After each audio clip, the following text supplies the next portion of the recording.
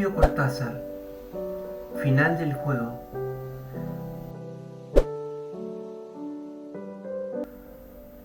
Con Leticia y Yolanda íbamos a jugar a las vías del Central Argentino los días de calor, esperando que mamá y tía Ruth empezaran su siesta para escaparnos por la Puerta Blanca. Mamá y tía Ruth estaban siempre cansadas después de lavar la loza, sobre todo cuando Yolanda y yo secábamos los platos, porque entonces había discusiones, cucharitas por el suelo, frases que solo nosotras entendíamos, y en general un ambiente en donde el olor a grasa, los maullidos de José y la oscuridad de la cocina acababan en una violentísima pelea y el consiguiente desparramo. Yolanda se especializaba en armar esta clase de líos, por ejemplo, dejando caer un vaso ya lavado en el tacho del agua sucia, o recordando como al pasar que en la casa de las de loza había 2 sirvientas para todo servicio. Yo usaba otros sistemas. Prefería insinuarle a la tía Ruth que se le iban a paspar las manos y seguía fregando cacerolas en vez de dedicarse a las copas o los platos, que era precisamente lo que le gustaba lavar a mamá, con lo cual las enfrentaba sordamente en una lucha de ventajeo por la cosa fácil. El recurso heroico, si los consejos y las largas recordaciones familiares empezaban a saturarnos, era volcar agua hirviendo en el lomo del gato. Es una gran mentira eso del gato escaldado, salvo que haya que tomar al pie de la letra la referencia al agua fría, porque de la caliente José no se alejaba nunca, y hasta parecía ofrecerse, pobre animalito, a que le volcáramos media taza de agua a 100 grados o poco menos, bastante menos probablemente porque nunca se le caía el pelo. La cosa es que ardía Troya, y en la confusión coronada por el espléndido si bemol de tía Ruth y la carrera de mamá en busca del bastón de los castigos, Yolanda y yo nos perdíamos en la galería cubierta, hacia las piezas vacías del fondo donde Leticia nos esperaba leyendo A Ponson du Terrain, lectura inexplicable. Por lo regular, mamá nos perseguía un buen trecho, pero las ganas de rompernos la cabeza se le pasaban con gran rapidez y al final habíamos trancado la puerta y le pedíamos perdón con emocionantes partes teatrales. Se cansaba y se iba, repitiendo la misma frase: acabarán en la calle, estas mal nacidas. Donde acabábamos era en las vías del Central Argentino, cuando la casa quedaba en silencio y veíamos al gato tenderse bajo el limonero para hacer él también su siesta perfumada y zumbante de avispas. Abríamos despacio la puerta blanca y al cerrarla otra vez era como un viento, una libertad que nos tomaba de las manos, de todo el cuerpo y nos lanzaba hacia adelante. Entonces corríamos buscando impulso para trepar de un envión al breve talud del ferrocarril. Encaramadas sobre el mundo contemplábamos silenciosas nuestro reino. Nuestro reino era así. Una gran curva de las vías acababa su comba justo frente a los fondos de nuestra casa. No había más que el balasto, los durmientes y la doble vía. Pasto ralo y estúpido entre los pedazos de adoquín donde la mica, el cuarzo y el feldespato, que son los componentes del granito, brillaban como diamantes legítimos contra el sol de las 2 de la tarde. Cuando nos agachábamos a tocar las vías, sin perder tiempo porque hubiera sido peligroso quedarse mucho ahí, no tanto por los trenes como por los de la casa si nos llegaban a ver, nos subía a la cara el fuego de las piedras, y al pararnos contra el viento del río era un calor mojado pegándose a las mejillas y las orejas. Nos gustaba flexionar las piernas y bajar, subir, bajar otra vez, entrando en una y otra zona de calor, estudiándonos las caras para apreciar la transpiración, con lo cual al rato éramos una sopa, y siempre calladas mirando al fondo de las vías, o el río, al otro lado el pedacito de río color café con leche.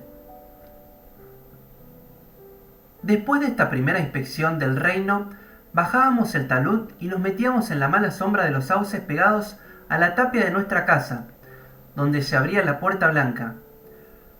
Ahí estaba la capital del reino, la ciudad silvestre y la central de nuestro juego. La primera en iniciar el juego era Leticia, la más feliz de las tres y la más privilegiada. Leticia no tenía que secar los platos ni hacer las camas. Podía pasarse el día leyendo o pegando figuritas, y de noche la dejaban quedarse hasta más tarde si lo pedía. Aparte de la pieza solamente para ella, el caldo de hueso y toda clase de ventajas. Poco a poco se había ido aprovechando de los privilegios, y desde el verano anterior dirigía el juego. Yo creo que en realidad dirigía el reino.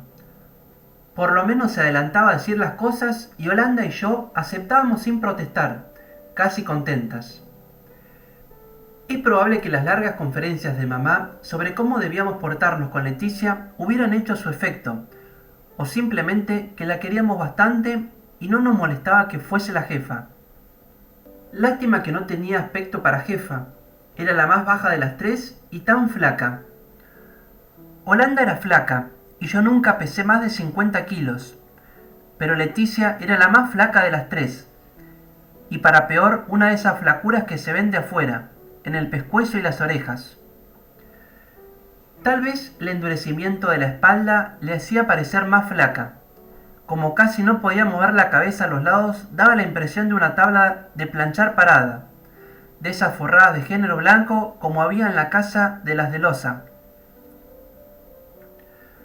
Una tabla de planchar con la parte más ancha para arriba, parada contra la pared, y nos dirigía. La satisfacción más profunda era imaginarme que mamá o tía Ruth se enteraran un día del juego. Si llegaban a enterarse del juego, se iba a armar una merezunda increíble. El si bemol y los desmayos, las inmensas protestas de devoción y sacrificio malamente recompensados, el amontonamiento de invocaciones a los castigos más célebres, para rematar con el anuncio de nuestros destinos, que consistían en que las tres terminaríamos en la calle. Esto último siempre nos había dejado perplejas, porque terminar en la calle nos parecía bastante normal. Primero Leticia nos sorteaba. Usábamos piedritas escondidas en la mano, contar hasta 21, cualquier sistema. Si usábamos el de contar hasta 21, imaginábamos 2 o 3 chicas más y las incluíamos en la cuenta para evitar trampas. Si una de ellas salía 21, la sacábamos del grupo y sorteábamos de nuevo, hasta que nos tocaba a una de nosotras. Entonces Holanda y yo levantábamos la piedra y abríamos la caja de los ornamentos. Suponiendo que Holanda hubiese ganado, Leticia y yo escogíamos los ornamentos. El juego marcaba 2 formas, estatuas y actitudes. Las actitudes no requerían ornamentos, pero sí mucha expresividad. Para la envidia mostrar los dientes, crispar las manos y arreglárselas de modo de tener un aire amarillo. Para la caridad el ideal era un rostro angélico, con los ojos vueltos al cielo mientras las manos ofrecían algo, un trapo, una pelota, una rama de sauce, a un pobre huerfanito invisible. La vergüenza y el miedo eran fáciles de hacer, el rencor y los celos exigían estudios más detenidos. Los ornamentos se destinaban casi todos a las estatuas, donde reinaba una libertad absoluta. Para que una estatua resultara, había que pensar bien cada detalle de la indumentaria. El juego marcaba que la elegida no podía tomar parte en la selección. Las 2 restantes debatían el asunto y aplicaban luego los ornamentos. La elegida debía inventar su estatua aprovechando lo que le habían puesto, y el juego era así mucho más complicado y excitante porque a veces había alianzas contra, y la víctima se veía ataviada con ornamentos que no le iban para nada. De su viveza dependía entonces que inventara una buena estatua. Por lo general, cuando el juego marcaba actitudes, la elegida salía bien parada, pero hubo veces en que las estatuas fueron fracasos horribles. Lo que cuento empezó vaya a saber cuándo, pero las cosas cambiaron el día en que el primer papelito cayó del tren. Por supuesto que las actitudes y las estatuas no eran para nosotras mismas, porque nos hubiéramos cansado enseguida. El juego marcaba que la elegida debía colocarse al pie del talud, saliendo de la sombra de los sauces, y esperar el tren de las 2:08 que venía del Tigre. A esa altura de Palermo los trenes pasan bastante rápido y no nos daba vergüenza hacer la estatua o la actitud. Casi no veíamos a la gente de las ventanillas, pero con el tiempo llegamos a tener práctica y sabíamos que algunos pasajeros esperaban vernos. Un señor de pelo blanco y anteojos de carey sacaba la cabeza por la ventanilla y saludaba a la estatua o la actitud con el pañuelo. Los chicos que volvían del colegio sentados en los estribos gritaban cosas al pasar, pero algunos se quedaban serios mirándonos. En realidad, la estatua o la actitud no veía nada, por el esfuerzo de mantenerse inmóvil, pero las otras dos, bajo los sauces, analizaban con gran detalle el buen éxito o la indiferencia producidos. Fue un martes cuando cayó el papelito, al pasar el segundo coche. Cayó muy cerca de Holanda, que ese día era la maledicencia, y rebotó hasta mí. Era un papelito muy doblado y sujeto a una tuerca.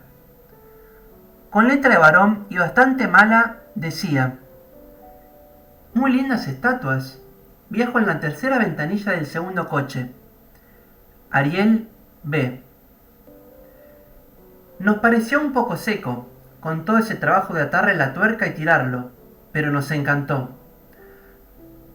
Sorteamos para saber quién se lo quedaría, y me lo gané. Al otro día, ninguna quería jugar para poder ver cómo era Ariel B, pero temimos que interpretaba mal nuestra interrupción, de manera que sorteamos y ganó Leticia. Nos alegramos mucho con Holanda porque Leticia era muy buena como estatua, pobre criatura. La parálisis no se notaba estando quieta, y ella era capaz de gestos de una enorme nobleza. Como actitudes, elegía siempre la generosidad, el sacrificio y el renunciamiento. Como estatuas, buscaba el estilo de Venus de la sala que tía Ruth llamaba la Venus del Nilo. Por eso le elegimos ornamentos especiales para que Ariel se llevara una buena impresión. Le pusimos un pedazo de terciopelo verde a manera de túnica y una corona de sauce en el pelo. Como andábamos de manga corta, el efecto griego era grande. Leticia se ensayó un rato a la sombra y decidimos que nosotras nos asomaríamos también y saludaríamos a Ariel con discreción pero muy amables. Leticia estuvo magnífica, no se le movía ni un dedo cuando llegó el tren. Como no podía girar la cabeza, la echaba para atrás, juntando los brazos al cuerpo casi como si le faltaran. Aparte el verde de la túnica, era como mirar la Venus del Nilo. En la tercera ventanilla vimos a un muchacho de rulos rubios y ojos claros que nos hizo una gran sonrisa al descubrir que Holanda y yo los saludábamos. El tren se lo llevó en un segundo, pero eran las 4:30 y todavía discutíamos si vestía de oscuro, si llevaba corbata roja y si era odioso o simpático. El jueves yo hice la actitud del desaliento y recibimos otro papelito que decía: las tres me gustan mucho. Ariel. Ahora él sacaba la cabeza y un brazo por la ventanilla y nos saludaba riendo. Le calculamos 18 años. Seguras que no tenía más de 16. Y convinimos en que volvía diariamente de algún colegio inglés. Lo más seguro de todo era el colegio inglés. No aceptábamos un incorporado cualquiera.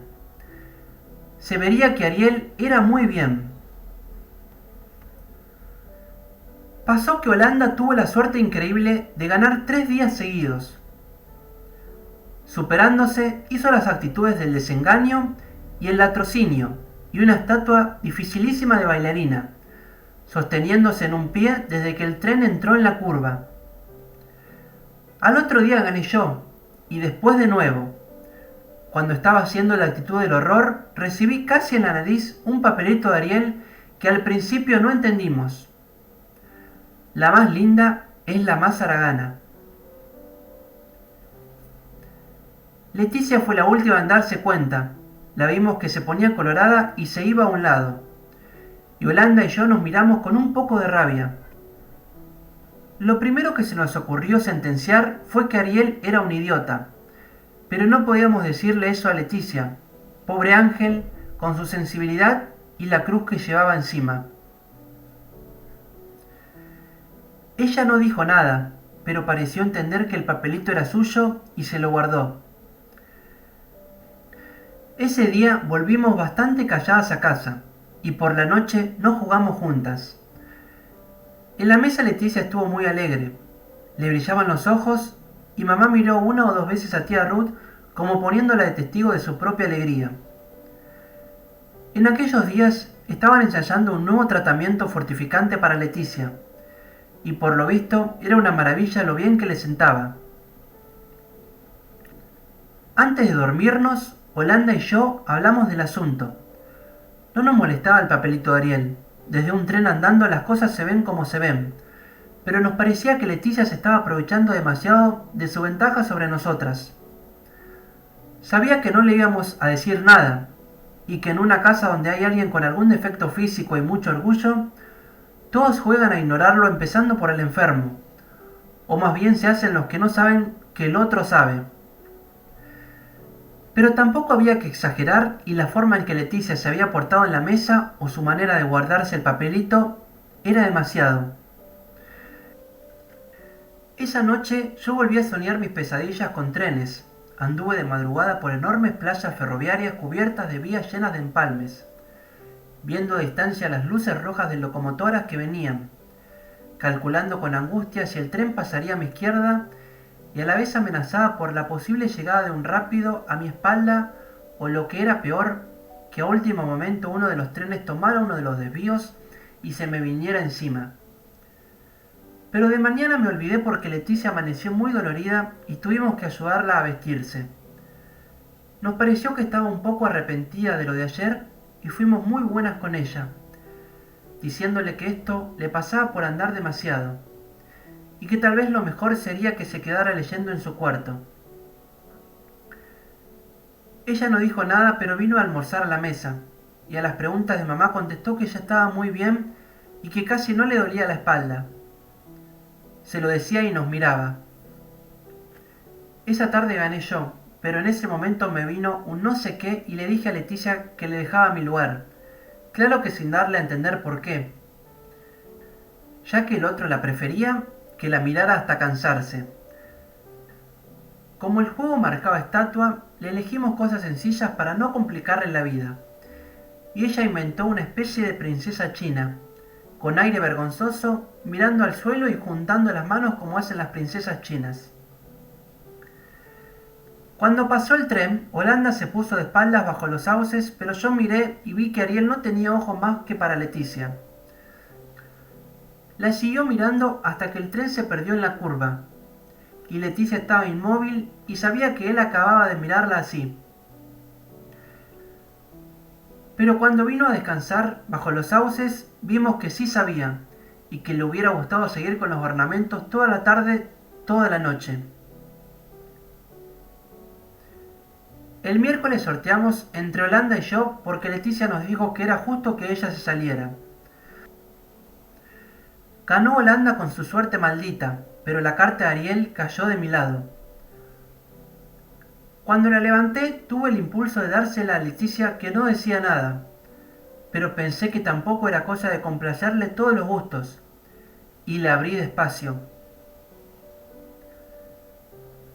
Ariel anunciaba que al otro día iba a bajarse en la estación vecina y que vendría por el terraplén para charlar un rato. Todo estaba terriblemente escrito, pero la frase final era hermosa. Saludo a las 3 estatuas muy atentamente. La firma parecía un garabato, aunque se notaba la personalidad. Mientras le quitábamos los ornamentos a Holanda, Leticia me miró una o dos veces. Yo les había leído el mensaje y nadie hizo comentarios, lo que resultaba molesto porque al fin y al cabo Ariel iba a venir y había que pensar en esa novedad y decidir algo. Si en casa se enteraran, o por desgracia alguna de las de losa le daba por espiarnos, con lo envidiosa que eran esas enanas, seguro que se iba a armar la merezunda. Además, que era muy raro quedarnos calladas con una cosa así, sin mirarnos casi mientras guardábamos los ornamentos y volvíamos por la puerta blanca. Tía Ruth nos pidió a Holanda y a mí que bañáramos a José. Se llevó a Leticia para hacerle el tratamiento, y por fin pudimos desahogarnos tranquilas. Nos parecía maravilloso que viniera Ariel, nunca habíamos tenido un amigo así. A nuestro primo Tito no lo contábamos, un tilengo que juntaba figuritas y creía en la primera comunión. Estábamos nerviosísimas con la expectativa y José pagó el pato. Pobre ángel. Holanda fue más valiente y sacó el tema de Leticia. Yo no sabía qué pensar. De un lado me parecía horrible que Ariel se enterara, pero también era justo que las cosas se aclararan porque nadie tiene por qué perjudicarse a causa de otro. Lo que yo hubiera querido es que Leticia no sufriera. Bastante cruz tenía encima y ahora con el nuevo tratamiento y tantas cosas.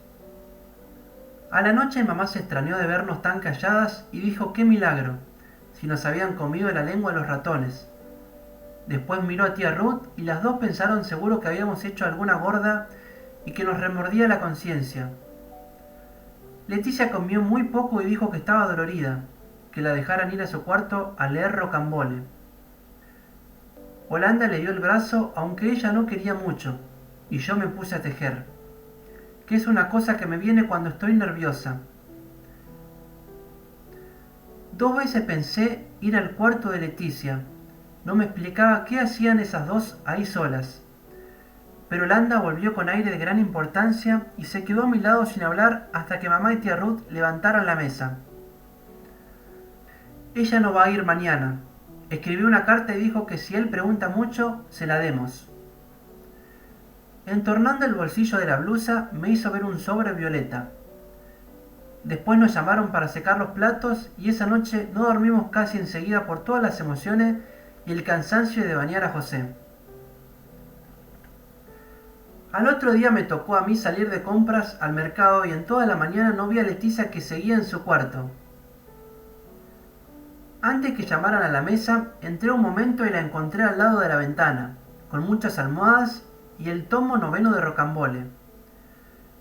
Se veía que estaba mal, pero se puso a reír y me contó de una abeja que no encontraba la salida y de un sueño cómico que había tenido.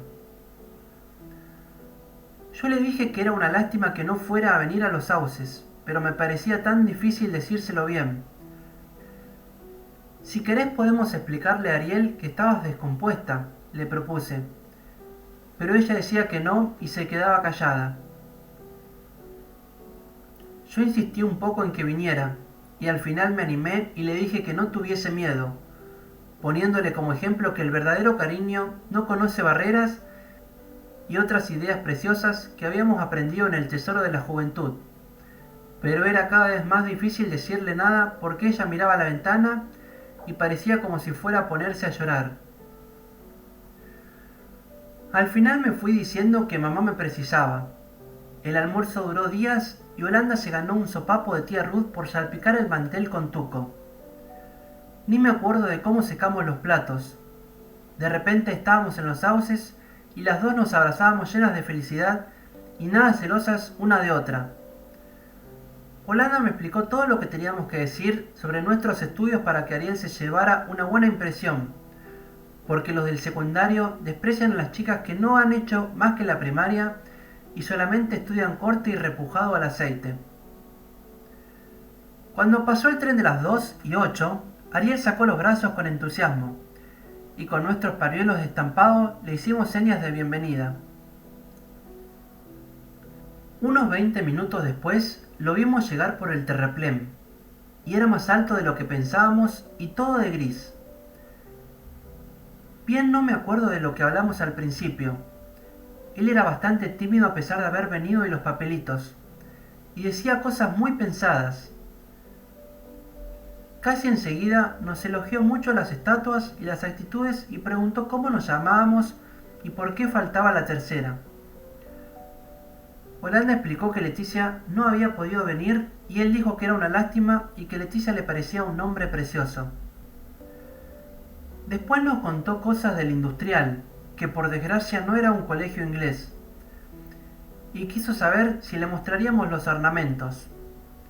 Holanda levantó la piedra y le hicimos ver las cosas. A él parecían interesarle mucho, y varias veces tomó alguno de los ornamentos y dijo: «Este lo llevaba Leticia un día», o «Este fue para la estatua oriental», con lo que quería decir la princesa china. Nos sentamos a la sombra de un sauce y él estaba contento pero distraído. Se veía que solo se quedaba de bien educado. Holanda me miró 2 o 3 veces cuando la conversación decaía, y eso nos hizo mucho mal a las dos.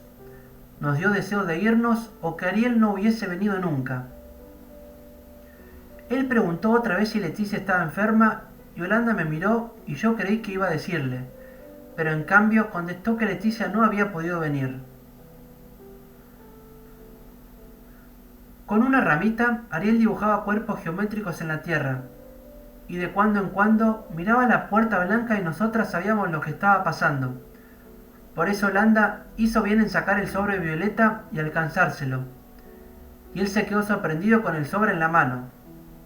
Después se puso muy colorado mientras le explicamos que eso se lo mandaba Leticia, y se guardó la carta en el bolsillo de adentro del saco sin querer leerla delante de nosotras. Casi enseguida dijo que había tenido un gran placer y que estaba encantado de haber venido, pero su mano era blanda y antipática, de modo que fue mejor que la visita se acabara. Aunque más tarde no hicimos más que pensar en sus ojos grises y en esa manera triste que tenía de sonreír. También nos acordamos de cómo se había despedido diciendo «hasta siempre», una forma que nunca habíamos oído en casa y que nos pareció tan divina y poética. Todo se lo contamos a Leticia, que nos estaba esperando debajo del limonero del patio, y yo hubiese querido preguntarle qué decía su carta, pero me dio no sé qué porque ella había cerrado el sobre antes de confiárselo a Holanda. Así que no le dije nada y solamente le contamos cómo era Ariel y cuántas veces había preguntado por ella. Esto no era nada fácil de decírselo, porque era una cosa linda y mala a la vez. Nos dábamos cuenta que Leticia se sentía muy feliz y al mismo tiempo estaba casi llorando, hasta que nos fuimos diciendo que tía Ruth nos precisaba y la dejamos mirando las avispas del limonero. Cuando íbamos a dormirnos esa noche, Holanda me dijo: «Vas a ver que mañana se acaba el juego». Pero se equivocaba, aunque no por mucho, y el otro día Leticia nos hizo la seña convenida en el momento del postre. Nos fuimos a lavar la loza bastante asombradas y con un poco de rabia, porque eso era una desvergüenza de Leticia y no estaba bien. Ella nos esperaba en la puerta y casi nos morimos de miedo cuando al llegar a los sauces vimos que sacaba del bolsillo el collar de perlas de mamá y todos los anillos, hasta el grande con rubí de tía Ruth. Si las de loza espiaban y nos veían con las alhajas, seguro que mamá iba a saberlo enseguida y que nos mataría, enanas asquerosas. Pero Leticia no estaba asustada y dijo que si algo sucedía, ella era la única responsable. «Quisiera que me dejaran hoy a mí», agregó sin mirarnos. Nosotras sacamos enseguida los ornamentos. De golpe queríamos ser tan buenas con Leticia, darle todos los gustos, y eso que en el fondo nos quedaba un poco de encono. Como el juego marcaba estatua, le elegimos cosas preciosas que iban bien con las alhajas: muchas plumas de pavo real para sujetar el pelo, una piel que de lejos parecía un zorro plateado y un velo rosa que ella se puso como un turbante. La vimos que pensaba, ensayando la estatua pero sin moverse, y cuando el tren apareció en la curva, fue a ponerse al pie del talud con todas las alhajas que brillaban al sol. Levantó los brazos como si en vez de una estatua fuera a hacer una actitud, y con las manos señaló el cielo mientras echaba la cabeza hacia atrás, que era lo único que podía hacer, pobre. Y doblaba el cuerpo hasta darnos miedo. Nos pareció maravillosa, la estatua más regia que había hecho nunca. Y entonces vimos a Ariel que la miraba. Salió de la ventanilla, la miraba solamente a ella, girando la cabeza y mirándola sin vernos a nosotras hasta que el tren se lo llevó de golpe. No sé por qué las dos corrimos al mismo tiempo a sostener a Leticia, que estaba con los ojos cerrados y grandes lágrimas por toda la cara. Nos rechazó sin enojo, pero la ayudamos a esconder las alhajas en el bolsillo, y se fue sola a casa mientras guardábamos por última vez los ornamentos en su caja. Casi sabíamos lo que iba a suceder, pero lo mismo al otro día fuimos las dos a los sauces. Después que tía Ruth nos exigió silencio absoluto para no molestar a Leticia, que estaba dolorida y quería dormir. Cuando llegó el tren, vimos sin ninguna sorpresa la tercera ventanilla vacía. Y mientras nos sonreíamos entre aliviadas y furiosas, imaginamos a Ariel viajando del otro lado del coche, quieto en su asiento, mirando hacia el río con sus ojos grises.